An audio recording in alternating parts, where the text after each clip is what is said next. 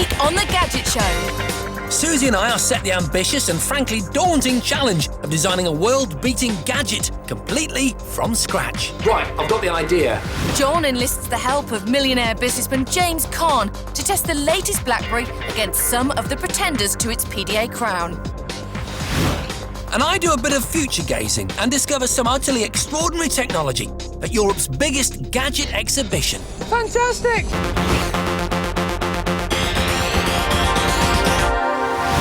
Hello and welcome to The Gadget Show. Now, think on this. Everything we use, everything we buy, everything we see has been designed by someone somewhere. Design is the one feature shared by all products in the shops. But design isn't just about the way that something looks. It's about what it does and how it does what it does and how you interact with it. And in the ultra-competitive world of gadgets, design is everything. But what does it take to design a successful gadget? Well, this week, Suzi and I were challenged to switch from being gadget testers to gadget creators. Yeah, our task was to design our own gadget from scratch. And, well, it was as simple and as daunting as that. Design is the key. Uber design. Design is the key. Design is great. Design. Design is love, love, love. Design. Design. Design. You know what? I just can't do this. Oh, no. This isn't us, is it? Can we just get on with the challenge? To come up with ideas for our own gadget creations, we needed to be inspired, so we came here to the world-famous Design Museum in London. It celebrates the richness and creativity in everything from fashion to industrial design.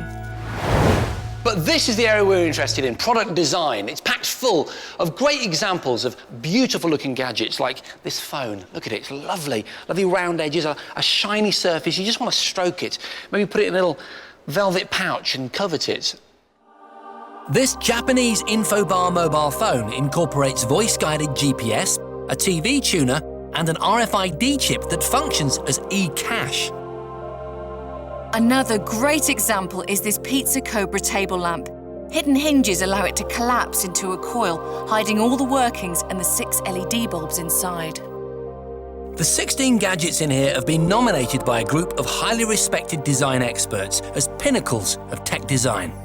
But what makes those gadgets so special? Yeah, and if we're going to have to come up with our own design classics, we're going to have to understand what makes a design classic. So we've got one of the country's top designers to tell us everything we need to know to design our own gadget. This is David Fisher, the Consumer Technology Design Director at Seymour Powell, a company that have brought the world the cordless kettle and the first pocket-sized mobile phone. If anyone could tell us where to start, then he could. David, for our challenge, what should we be thinking about? What should our approach be? There's two approaches. We can start on the outside and very much look at the skin of the object and how it appears to you visually, and then work our way in. Or we can start on the inside and very much look at it in terms of functionality and how that functionality will deliver itself to the surface. I think we need to start thinking about it from a visual point of view, what the thing's going to look like, am I going to be attracted to this object in the first place to get near it and kind of investigate it further. We've also got to think about what's inside it, you know, what are the core ingredients, a bit like a chef, you know, making a recipe, choosing the best ingredients, the relevant ingredients, what elements are going to go well together. I think the Wii is a really good example of inside out.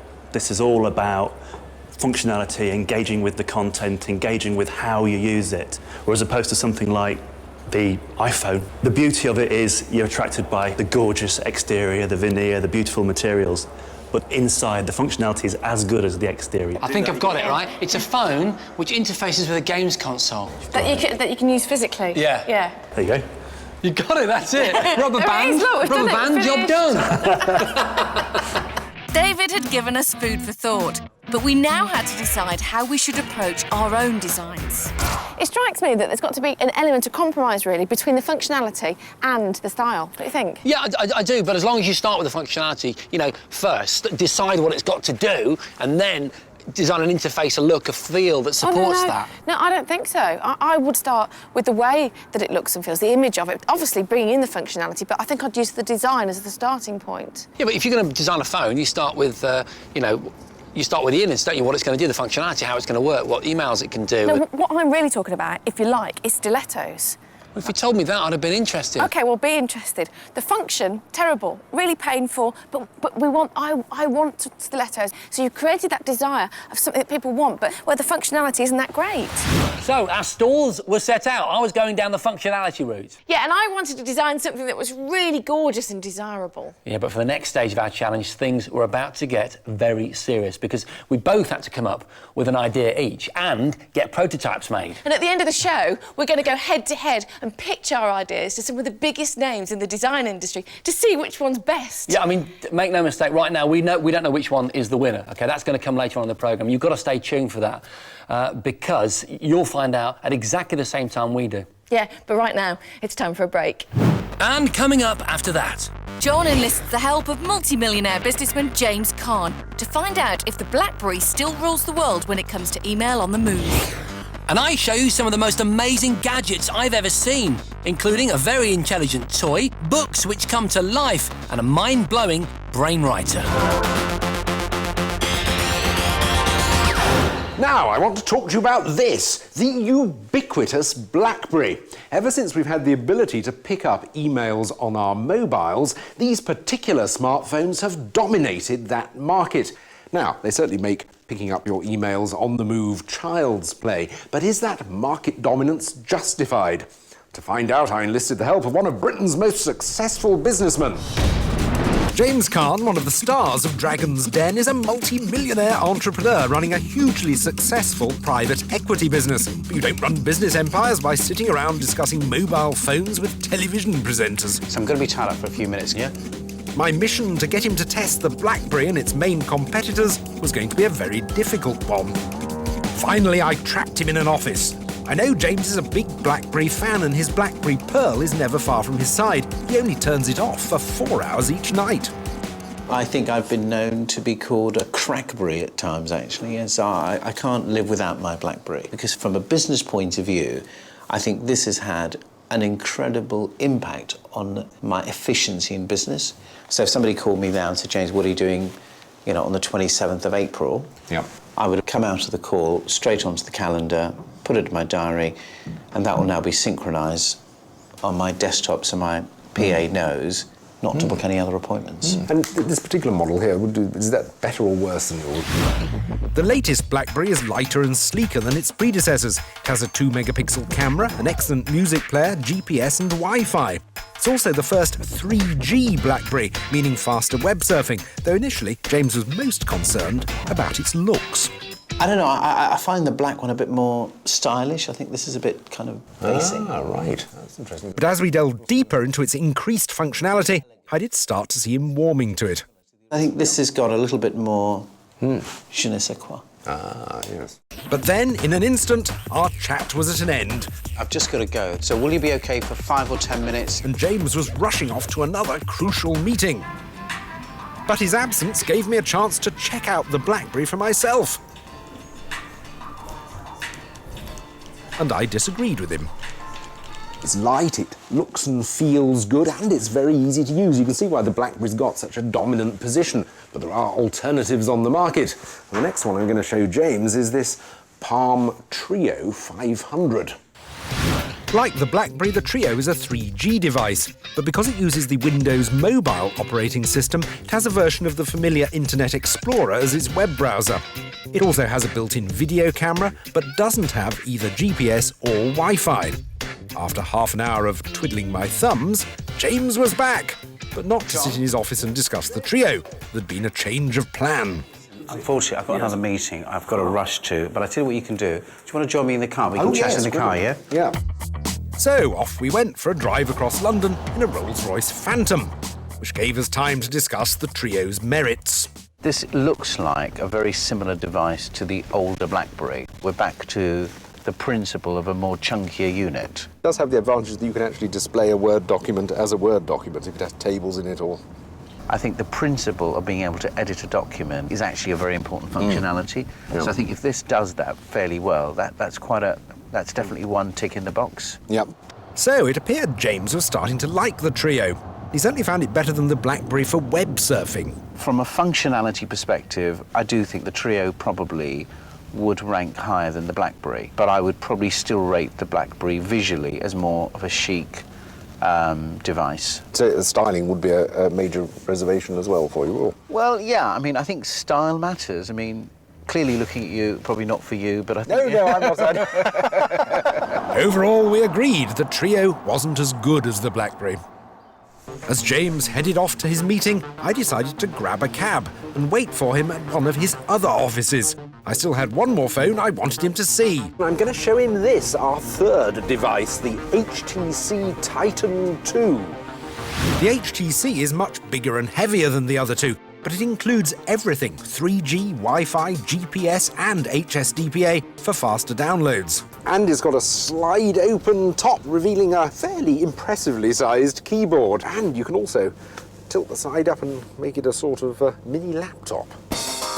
Having rushed to the new offices, we then had to wait for James again, while he attended a whole host of other more pressing matters. For the first time in my life, I was feeling quite pleased I wasn't a multi-millionaire businessman. I'm not sure I could stand the pace. John! Listen, I'm sorry I'm so late, honestly. That's quite right. So what have you got? Well, this is the final one. It's a thing called an HTC TYTN. It's another Windows mobile one, but it's got a lot more features. I started running James through the features, and as he played with the TYTN, he appeared to be rather liking it. How Photos trendy. and everything. Promising so far. Yeah, I can see. About me. No good. It's quite heavy, though, isn't it? It is. I mean, it's 190 grams, whereas the others are about 120. When you consider how technology's moved on over the last... Yeah. I mean, I had this literally 4 years ago, and in the 4-year period, I've seen really nothing in this that I didn't have on the other one. So, unfortunately, I'm going to have to say What's I'm your out. verdict? You're out. I'm out. The Blackberry, for me, is still... would be my preferred choice. Well, John, that was what James thought. What about you? Give the phones your G rating. Well, the Blackberry I'd give 4 Gs to. I do agree with James. It really is so well focused on the job in hand, almost whichever model from their range you choose. The Treo I'd just give 2 Gs to. I know James quite liked it, and also it does a reasonable job of disguising the Windows mobile interface, but it's just too childish to look at. Oh, it is. It looks like a child's calculator, doesn't it? Yeah, definitely the worst of the 3. The HTC's difficult. I mean, I'd have to give it 3 Gs, but you could absolutely love it. And I'm a big fan of HTC. It's a great. It's such a powerful platform, isn't it? It just has lots of really powerful features, but it is a learning curve to use. But maybe this market is actually due for an overhaul. I mean, the iPhone could be the thing to do it. It's coming in the summer with push email, and a sort of business iPhone could at last provide a bit of real competition for the Blackberry, I think. Thanks, John. It's time now for some more future gazing from CeBIT, a huge technology exhibition in Germany that I recently visited. And if you know what to look for when you're there, you can get a very good idea of the kind of technology we're all going to be using in the next few years. The CeBIT exhibition takes place every March in Hanover. That's in Germany. And it's absolutely massive, all stuffed to the gun walls with mobile phones, servers, TVs and large German men in suits. But some of the best stuff is hidden away in an area called the Future Park, where I found my first amazing bit of tech, augmented reality. Got to look at this thing. It's like something out of a science fiction movie. Look, here's your kid's book, you imagine. Just bought this, you bring it home. Watch the screen at the same time as I open the book. Look at that. An anatomically correct skull appears hovering above the video version of my book. And look, as I move the page around, the skull comes with me. And if I'm an anatomy student, I really can use this as a unique way of looking around my subject matter. There's another one here. Watch on the screen, ready? Look at that, isn't it fantastic? That's my Earth, my 3D Earth. And look, it's actually moving in real time. So here's how it works. On the page inside the book is a special code, and the webcam attached to my computer can pick it up. So it knows the orientation that you're holding the page in, and then changes the model accordingly. And that's what enables me to spin it around like this, in perfect, fluid, real time. And this technology is ready now. Augmented reality textbooks will reach German shops in just a few months. And it's likely to be only a few more months before we get them in the UK. And when our kids have finished learning with their augmented reality books, they'll probably want to start playing with their toys, which pretty soon will be intelligent, like this little fella, who has the ability to learn, have conversations, and even express emotions. This is a material called Frubber, and it's what this robot, little Zeno, as he's called, has got on his face. I'll just take it off, so I really can't breathe. This is a whole new generation of robotics. It's a robot that is able to show how he's feeling through expressions in his face. Look at that, beautiful. He's got what's called a massive brain. Massive is the name of the software that drives him. It's an AI software. He's taking in inputs via audio and video, and then he's translating those into emotions. So if I was a bit mean to him, then perhaps next time I turned him on, he wouldn't smile at me. He might do quite the opposite. He might grimace and look a little bit upset. So it would encourage me, as an owner of a Xeno doll in the future, to treat him properly. And the manufacturers reckon I'll be able to buy myself a Xeno in 2010 for about 150 quid. Okay, it's all got a bit dark, but there's an important reason for it. You're about to see a working prototype of that Princess Leia bit in Star Wars, when she says, "Help me, Obi-Wan, you're my only hope." An actual working 3D display. You're looking at the beginnings of something incredible here. It's a technology in its very early stages, but in just a few years, these flickering images could become a 3D television picture in your living room. Essentially what you've got is a display, a milky piece of glass, which is moving up and down really, really quickly. You want to turn it off for a second for me? There's a man down here operating the controls. You can see it there, look.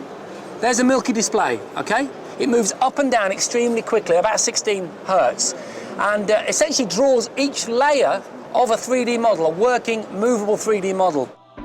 And finally, let me show you what I thought was the most exciting gadget I found at CeBIT. Forget keyboards, forget touchscreens, even forget pens. I got fitted into a device that allows absolutely anyone with no training to write just using brain power. This whole area of brain control has really moved on very quickly. I mean, already on the Gadget show, you've seen a brain writing device. We actually made our own, if you remember, a few series back. But all of those required a great deal of training, you know, sometimes days. Once this is done, it should only take me a minute to start controlling this screen. It's a phenomenal rate of growth in just 2 years. And incredibly, as soon as I was wired up, I really was writing with my brain.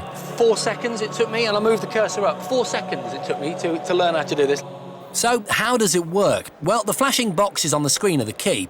Each box flashes at a different speed, and that means they each cause a different pattern of activity in my brain when I look at them. The electrodes on my scalp can detect those different patterns of brain activity and allow me to control what happens on the screen. Fantastic! That's absolutely amazing. Let's select. I've spelled the word gadget, look. I mean, that's incredible. With no training, no preparation. They didn't talk me through anything. They didn't give me any techniques. They just said, look at the flashing squares to do what you want to do. And that's my brain writing on the screen. Wow, some great pieces of kit there. That augmented reality, those books, really nice way of using books. And that robot was cool. Yeah, Xeno. In fact, I'm still wearing the Frubber mask. Does it look real? Let me pull. Right. Ah! Oh! Ah! Stop! Ah! Ah! No, that's all right. That's not me. That's Frubber. Time for the focus group. That's me! Ow!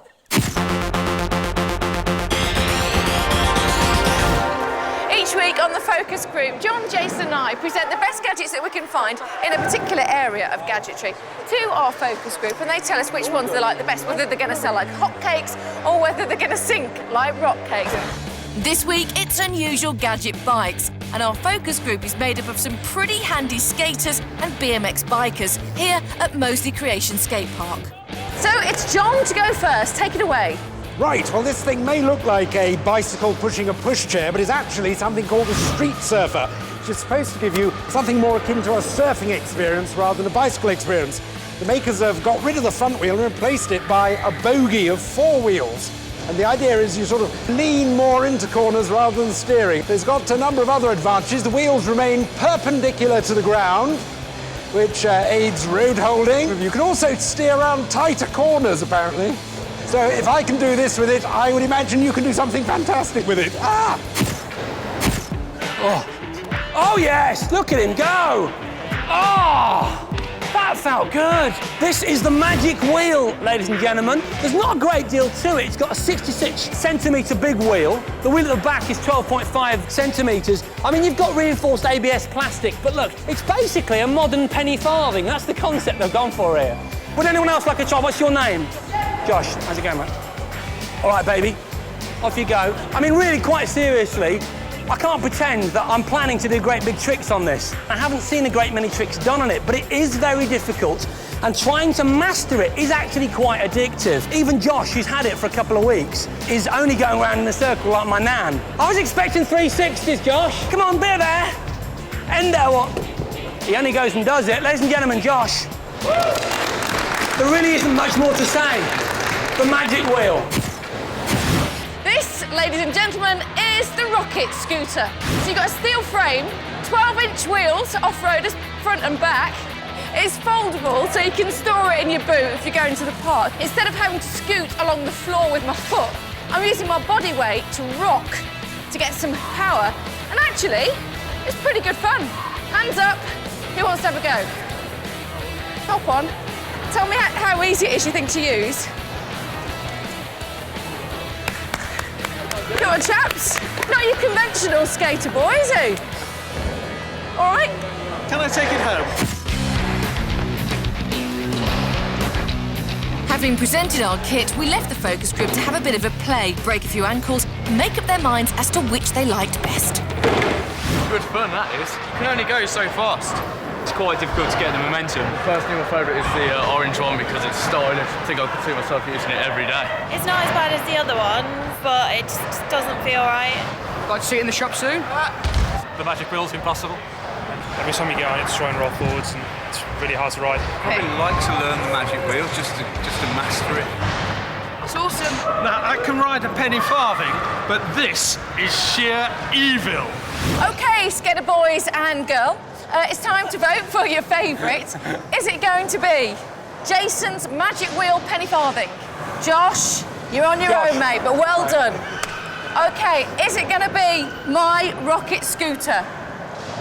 Thank you, sir. One for the rocket scooter, one each. All right, we know where this is going. So, hands up if you like John's street surfer. The winner of this week's focus group, the street surfer. Well done, thank you very much, chaps. Right, time for another short break now, but after that... I'll tell you what we think are the top 5 iPod docks you can buy. And we both get on with designing and making our brand new gadgets. This was probably the most taxing challenge we've faced, and could also be the most humiliating, as our newly created gadgets are judged by some of the biggest names in the design industry. Right, now it's time for this week's top 5. If you're not familiar with this part of the show, let me explain. We test a large number of gadgets in a particular area of gadgetry and then tell you our top 5. This week, iPod docks. iPod docks are speaker systems for your iPod, turning it into a proper stereo that lets you share your music with others without passing around waxy earphones. They're a hugely popular peripheral, but which are the best you can buy? Well, I've brought together 20 different docks to do a bit of testing and whittle them down till we're left with our top 5. The first test will get rid of those which just can't go loud enough. It's pointless buying speakers that can't fill a room with sound. So, anything that feels puny or weak or distorts as I pump up the volume will fall at the first hurdle. Crank it up. To make this test as scientific as possible, I'm using a decibel meter. Anything that can't register over 95 decibels, a level we reckon is adequate to fill a room, will go straight back in the box. Well, that hit 84.7. It didn't distort, but it just doesn't go loud enough. Next! It's got no chance. Next! It's not very loud at all, is it? So 83.5. Wow, that was much better than I thought it was going to be. Next! Next! That peaked at 100.1 decibels. Oh, distortion there. Next! Striking from the list. Rather conveniently, only 5 of the docks made the 95 decibel mark while remaining clear and crisp. So, we know our top 5, but which should be at number 1 and which should be at number 5. On to our second test. And in this test, we were looking for pure sound quality. To make the decision, I'm enlisting the help of our sound man, Todd. So if you can just drop the old headphones. We're going to use a blindfold to make sure that this is fair. One for you, one for me. Pop that on, no peeking. All right. Thanks, Jess. Hit the volume. Todd and I spent 5 minutes listening to each dock playing the same track from the same iPod Nano. That sounded live, didn't it, Todd? Do you think? Very rich, yeah.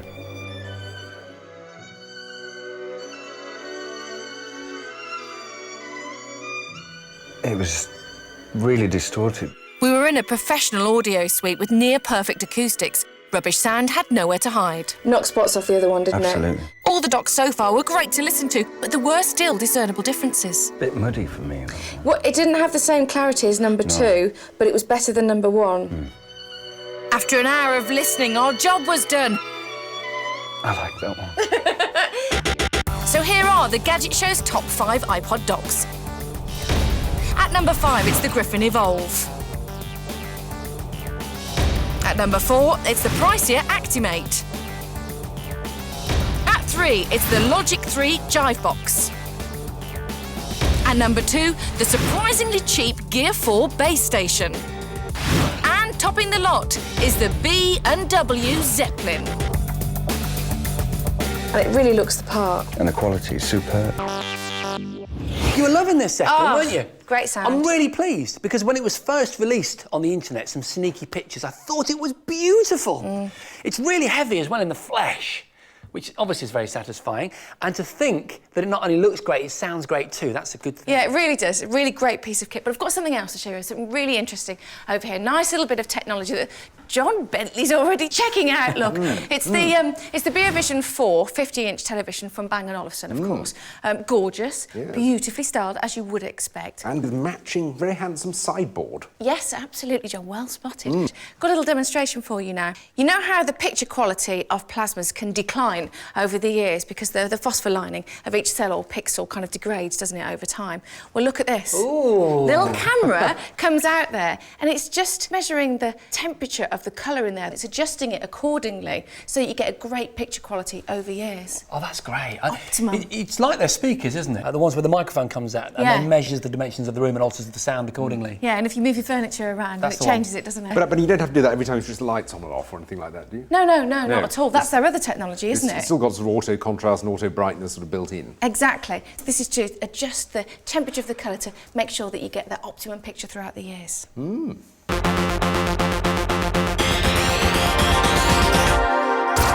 Now, it's time to return to this week's main challenge.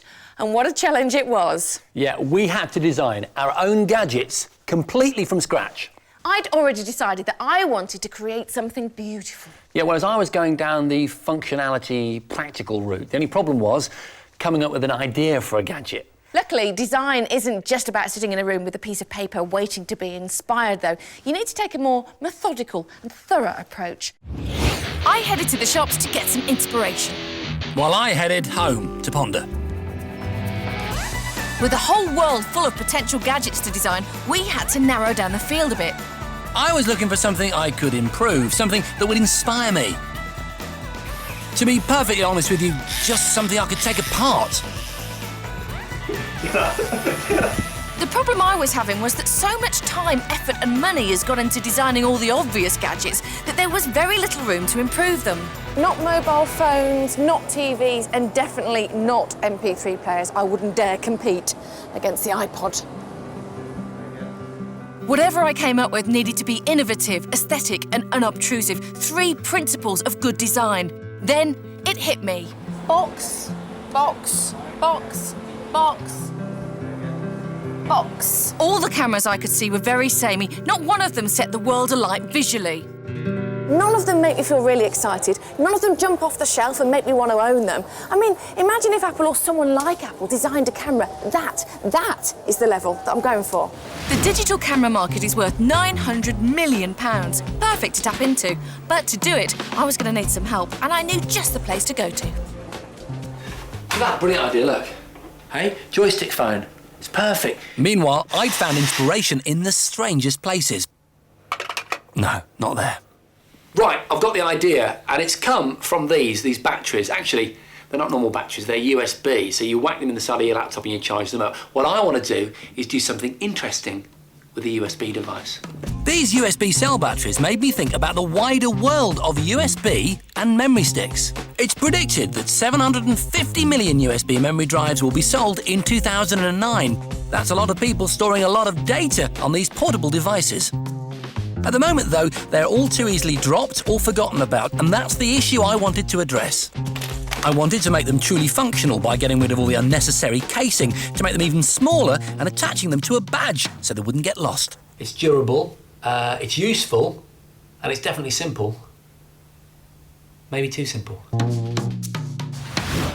To get help with my design, I called on the experts at Caventa. Caventa have developed a wide range of products from concept cars to perfume bottles. I'm hoping they can help me realise my plan. Have I got a brief for you? I want something a bit different, that's really beautiful, that's really stylish. OK. Well, that shouldn't be a problem, and I think we can deliver some great concepts for you. Oh, that's just the answer I wanted. We spent the first hour or so sketching through some rough ideas before Jules refined some of our favourites, drawing neater sketches of a whole range of concepts. The shape of the camera used to be dictated by the need to fit the film in. These days, with memory cards and hard drives, there's no reason other than tradition for the box shape, something we steered well away from by incorporating some great new technologies. It could sit onto a wireless charging pad. Everything would just be a touchscreen interface. You could get home and project onto the screen and then everyone could view. The screen is flexible and rolls up. It'd be a very simple, almost like cosmetic type shape. Whether we go with something like this, it's an interesting concept. We narrowed down the ideas till we had the technologies that would work with the look I wanted. What I'd like to do is to combine this with this. I combined a wireless charging pad that conducts power without wires, a flexible fold-out OLED touchscreen and a miniature projector. Incredibly, by 2009, projectors will be incorporated into mobile phones to project onto a 60-inch screen. I wanted to be ahead of the game. OK, well, we'll put all of this together for you and generate a concept that sort of embodies everything that you want that to be. OK. And then we'll take it from there. Meanwhile, I'd called on some help too. Sit down, shall I show you what I've been working on? Yeah. You're not going to take the mickey out of me, are you? I'll try not to. All right, OK. It's one stage up from Stickmen. Rod's an industrial product design student at Derby University, and he helped me thrash out some ideas.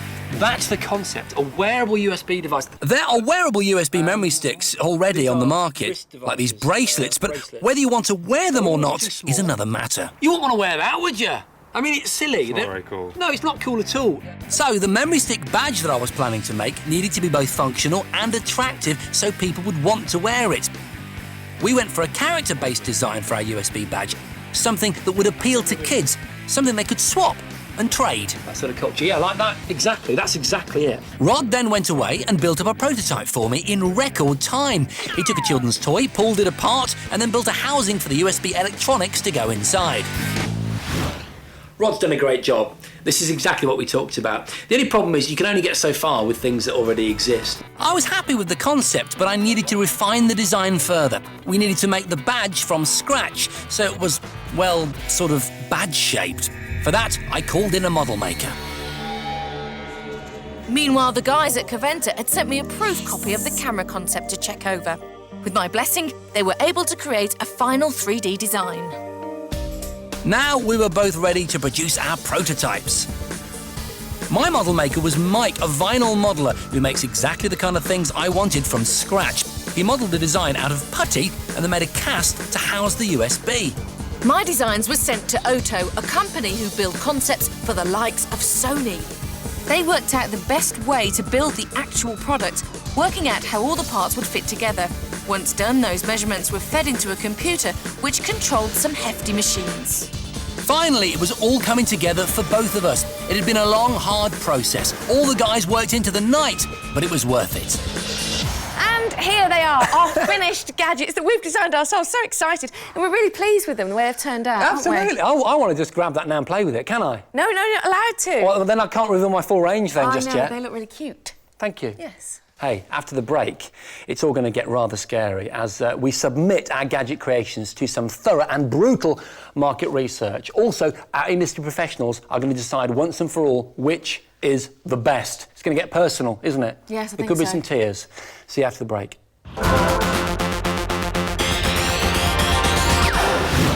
Welcome back. Now, the Gadget Show studio is the tensest it's ever been. That's because we're about to reach the nail-biting climax of this week's challenge. Let's recap what's happened so far. Jason and Suzi have spent the last few weeks designing their own gadgets. They've had a bit of help, but they were essentially their own ideas. Right now, though, it's time to find out who did the best job. They're both here with their gadgets, and quite honestly, none of us know which one's going to come out on top. Suzi, remind us what yours is all about. Well, I've got the benchmark for the next generation of compact digital camera with this gorgeous little roll-out screen. Ooh. Jason, yours? John, mine's called the US Badge. It's a USB memory stick. It's wearable storage in a badge. Right, let's get on with it. First up, I took both of the gadgets out onto the streets to do a bit of market research. We asked 50 people in Birmingham what they thought of the gadgets and which one they'd buy. USB stick. The camera.